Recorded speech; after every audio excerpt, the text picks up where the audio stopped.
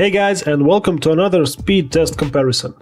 Today it's between two of LG's 2017 models with 18:9 aspect ratio screens. The G6 is of course the more premium model, and here where I live it's almost double the price of the Q6, with the Q6 costing about $275 and G6 about $525. Specs wise, here's what the differences are. Octa-core Snapdragon 435 with Adreno 505 GPU on the Q6 versus quad-core Snapdragon 821 with Adreno 530 GPU on the G6. Also, the G6 has 4GB of RAM compared to the Q6's 3 and a 33% higher display resolution.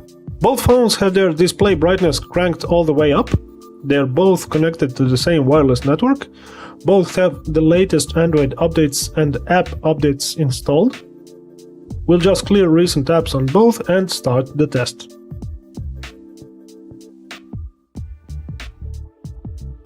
We're starting with stock communication apps, phone and messaging.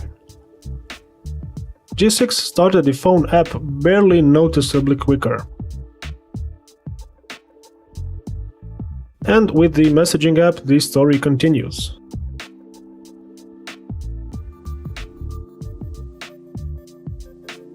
Will Chrome change anything? Not really.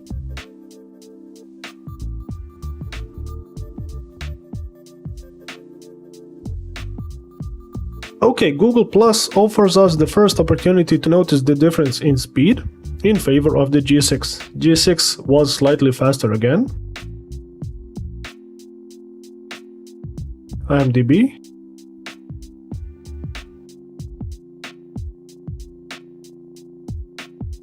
It started at about the same time, but content loading was significantly slower on the Q6.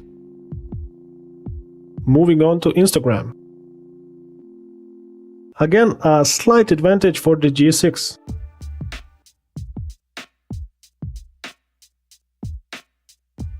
G6 continues to be faster. Q6 perhaps opening this photo a fraction of a second sooner.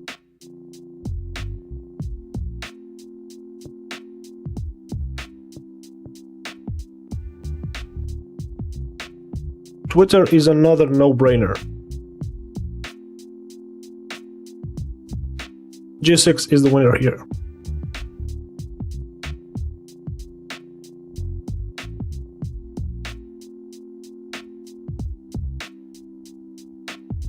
Moving on to YouTube.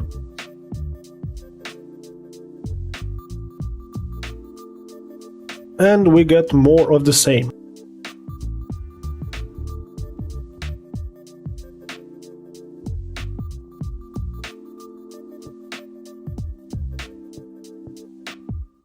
Play Store? Okay, I didn't expect such a drop in performance on the Q6. And it's back, tied with the G6 in opening the Games tab. Speaking of games, we've got two racing games here.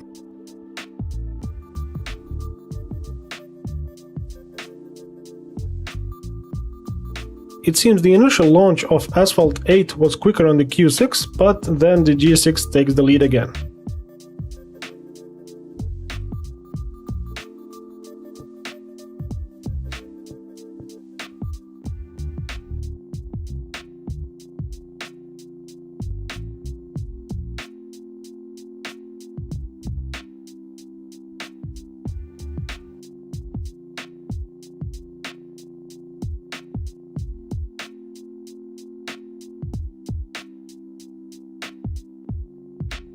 We see the same story again with Real Racing 3. G6 is noticeably faster.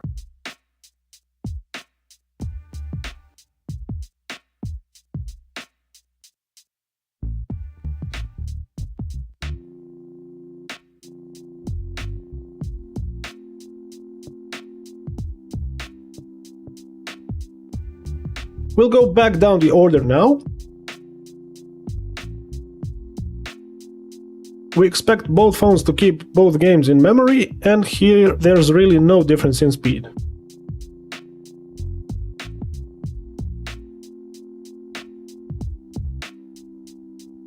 What about Asphalt? A barely noticeable advantage for the G6.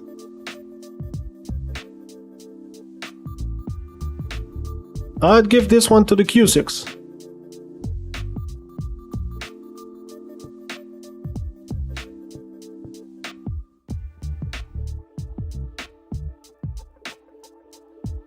Okay, this one also went to the Q6.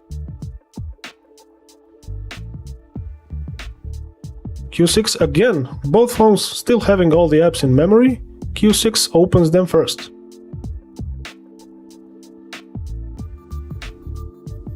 Okay, this one went to the G6. Again, slight advantage for the Q6.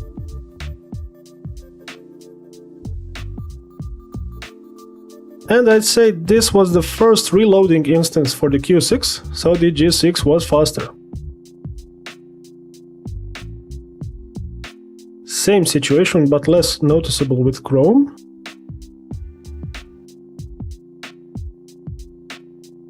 Yeah, it seemed the Q6 will take this one, but it had to reload the content. And the same thing with the phone app. Yeah, that was it. I'd say the result was to be expected. However, if you do not need stuff like the dual camera setup, fingerprint reader or always on display, but want a beautiful display with decent performance and also to save a solid amount of money, LG Q6 might be the way to go for you. As always guys, thanks for watching, make sure to stay subscribed and until the next video, goodbye.